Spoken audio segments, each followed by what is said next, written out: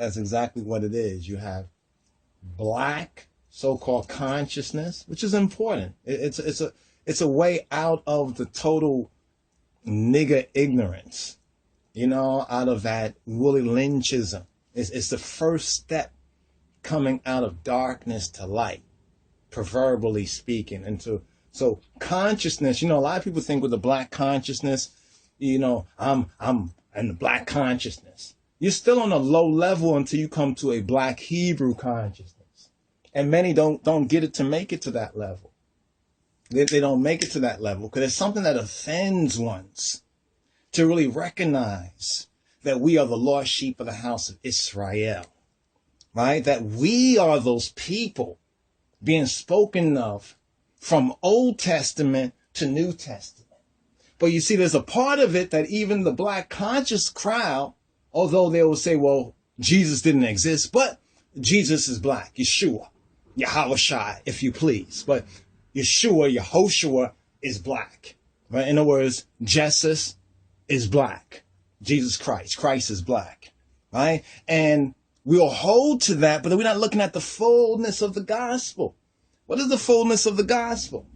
Well, the fullness of the gospel, and this is the part I don't hear many Jesus's black people really touching on. So I know it's still a part of that narcissistic, unregenerated nature where, yes, all the facts intellectually, right? All the archaeology, when it's looked at properly, not from a white supremacist, Western Gentile mentality, basically proves that, how are we going to say this? We can say this two ways. Jesus is black, or as some of the mealy mouths who want to say, he's a man of color. Okay, let's say he's a man of color. But we understand what color we're speaking about in a so-called white supremacist world. We're talking about black and white. All right? Though there's other people that might fall between some spectrum of black and white, the main battle, right, or battle, if you please, right, the main battle, right, and here's what's so interesting, is between black and white. Here's what's so interesting, is what Albert Pikey said in his Morals and Dogma.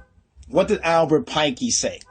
Albert Pikey said that a lot of the lower level Masons don't really recognize this, but at the higher level of Masonry, of Freemasonry, right? There's a difference between Masonry and Freemasonry. Some people don't even recognize that. It's all the same. Yeah, because it's all the same to their ignorance. In their ignorance, it looks like it's all the same. Somebody who is colorblind will say it's all the same, right? But even Albert Pikey said this, the guy Morals and Dogma, the one who started the Ku Klux Klan, and the one who the evildoers, right? The black and the white down presses, because Naya Bingy, we say death to black and white down presses, even though at the same time we acknowledge that Jesus is black, that Yeshua, that Christ is black. But we don't give black a pass just because it's black.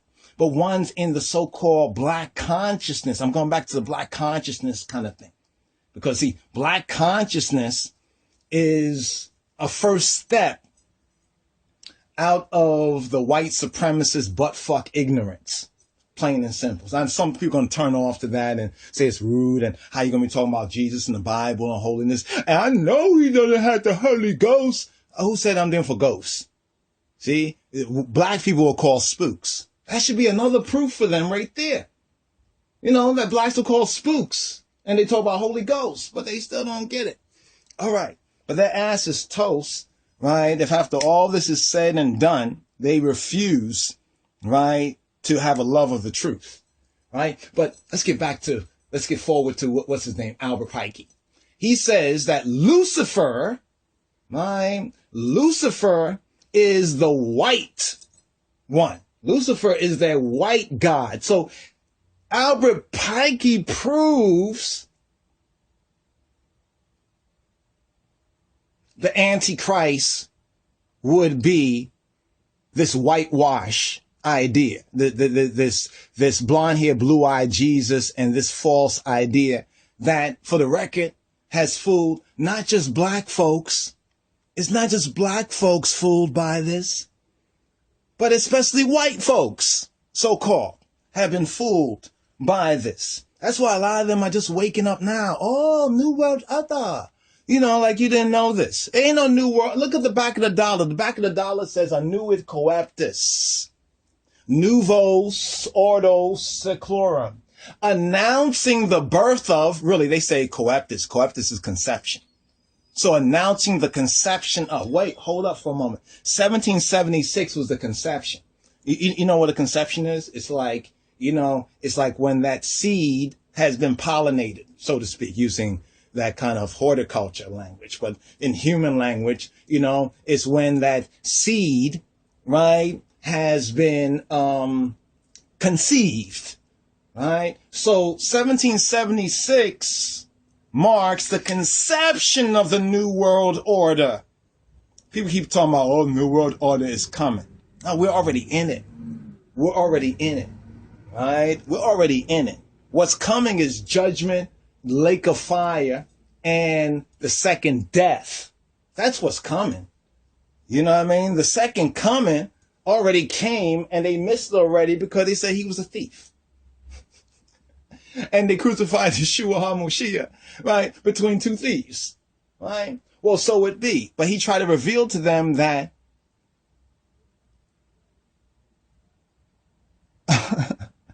he revealed so much. But I was looking at Amos 9 and 7. Are you not as the children of the Ethiopians and the male children of Israel? But anyway, let's move forward. I want to get this point in right here.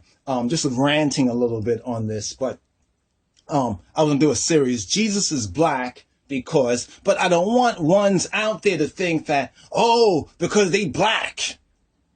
You understand? That's it. I'm black already. Jesus is black too, right? But your ass is going, right, with the devils and the fallen angel in the lake of fire, right? If you don't get your heart and your mind in the right, just because Jesus is black does not excuse black people. In fact, it is the reason that black people, especially in the Americas and the Caribbean, but we could go globally, are in the position they're in. No, it's white supremacy. See, that's what they want to tell you. And see, they keep telling you white supremacy. Nah, it's white inferiority, right? It's the white lie, right? No, let's call it the black lie. The black lie is white supremacy. White supremacy is the black lie. You get it? You get it? But Albert Pikey said that Adonai, right? He says Lucifer is God. That's what Albert Pikey said. He's the white one. This is why they play that white and black, that white and black game, that checkerboard game. And it's so interesting. People don't want to see it right there. They try to ignore, you understand, that it doesn't matter what color he is. They want to be colorblind, right? You want to be colorblind. You want to be blind. And the blind lead the blind. So those who don't want to recognize the true humanity of Jesus Christ, of Yeshua HaMashiach, you have totally missed it. You've missed everything. This is the point you must begin. And people say, oh, it's a race card. I don't care what you call it. What you want, carte blanche? You want carte blanche? You know what carte blanche is? A white card. You want a white card so you can write whatever you want in there. No, there's a reality that we have to face. And Albert Pikey even said it himself. He said, at the lower level, Masons don't know this. The lower level Freemasons, they don't know this. But the higher level of Freemasonry is Satanism, right? It's Satanism. They might want to call it Luciferianism because it points to what Lucifer was before his fall, right? A light bearer. You understand? But he has no light, he has no light. He is darkness. Now, there's a difference between darkness and blackness. Some people think that darkness is blackness and on that particular level, but we're not going to go into that right now. What we're going to touch on right here is Jesus is black, right? Because it makes perfect sense, the biblical story, right? The Bible story. Black men, right, in a sense, are always dying for other people. Think about it for a moment. Think about it for a moment, you know? And whenever look at the Michael Brown thing, right? Or Martin Luther King. They make him into, oh, he died for us. He died for us. And they rally around all these misfit black motherfuckers who just sadly, unfortunately, get to be killed and shot, who stood for jack shit, right? Who stood for nothing. You know what I mean? We will get all twisted about lynching, right? About what happened and still these blind ass, colorblind nigga motherfuckers don't want to see and recognize the reality that Jesus, Yeshua, is one of we. He took on our sinful flesh. Wait, but if he's black and the Bible says he took on our sinful flesh, see, that starts to give you a different context of it. That starts to get you off of the fleshy. See, Satan want to keep us on the fleshy. You know, want to keep us on the fleshy. He want to keep us in that kind of divide and conquer kind of a thing where we are feeling, oh, Jesus is black. So therefore, you know, we don't have to do nothing besides make white people recognize Jesus is black. But hold up. To whom more is given, more is required. You know, if we are of the relationship because he took on our sinful flesh, I want to run that in your head. You understand? Jesus is black because he took on our sinful flesh. I know what some of you are thinking. You're saying, well, who's more sinful than the white man? I mean, look at history. I mean, he seemed to be a born sex offender, you know, like perverted sex. He hate women. He done all these things. Look how he ruined the earth, so forth and so on. But why? Why did the white man, so-called, even come to this position? Because he's so wickedly evil. But then you're going to say we were righteous, we were gods, and we were this, and even Jesus is black. And I really hate that when they want to list Jesus, Yeshua, after all these false black gods. You see, Yeshua HaMashiach is the true God, the true Son of God, you know, so therefore the true God. But then these black consciousness folks want to list him like behind all of these other ones and everything. And they don't want to even recognize the reality of the world we're dealing with today.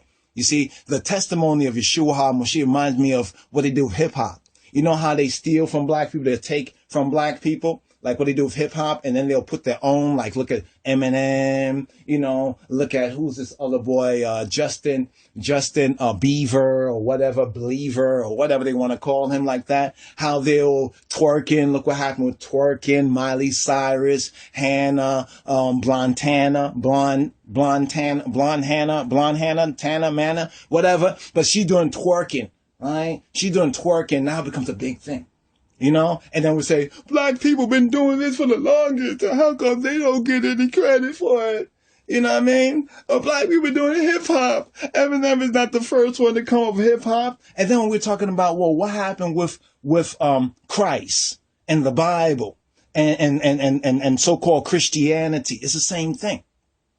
It's the same thing. But this has happened not so much because they just took it from us, but because we rejected our own, right? Just like the story says, right? And you could call it a story, but see, it's a never ending story. You know, no matter what you do, you can't get around the reality of it. The reality keeps smacking us up in the face over and over. And then it's like, wow, this is exactly what the word is. But some folks don't want to come to that point of reality. Anyway, I'm just ranting a little bit on this particular point. Wanted to kind of get a couple of words out on this. Jesus is black because, right? Can't you fill that in? Don't you know why it's so? Or are you still worshiping the image of the beast, right?